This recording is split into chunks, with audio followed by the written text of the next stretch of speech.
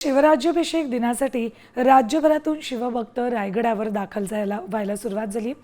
सरपंच संतोष देशमुख यांचं कुटुंब सुद्धा रायगडावर दाखल झाले। गुन्हेगारांना शिक्षा होण्यासाठी आज देशमुख कुटुंब थेट छत्रपती शिवाजी महाराजांनाच साकडं घालणार आहे।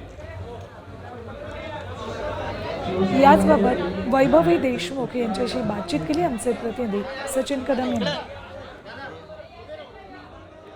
मसदोगचे स्वर्गीय सरपंच संतोष देशमुख यांची कुटुंबीय आहे ते किल्ले रायगड आलेले आहेत। आपण नक्की ते इथे का आले, त्यांच्या भावना काय ते जाणून घेणार। मसदोगचे सरपंच संतोष देशमुख यांची मुलगी वैभवी आहे। अपेक्षा तर आज आम्हाला न्यायाची आहे आणि ज्यांनी माझ्या वडिलांचं किंवा इतर जे लोक आहेत त्यांचं असं क्रूरपणे हत्या केली आहे त्यांना कठोरात कठोर शिक्षा झाली पाहिजे। कारण की जसं महाराजांच्या आणि फुले शाहू आंबेडकरांच्या काळात जसं लवकरात लवकर न्याय मिळायचा तसंच आणि ज्या घटना अगोदर घडल्या त्यानंतर घडत नव्हत्या तसंच आपल्या महाराष्ट्रामध्ये देखील ही प्रथा लवकरात लवकर पुन्हा चालू झाली पाहिजे की लवकरात लवकर न्याय मिळाला पाहिजे आणि जे कोणी आरोपी आहेत त्यांना कठोरात कठोर शिक्षा झालीच पाहिजे। आणि माझे भाऊ आणि काही गावकरी लोक आहेत आम्ही सर्वजण मिळून या कार्यक्रमाला नक्कीच उपस्थित राहू।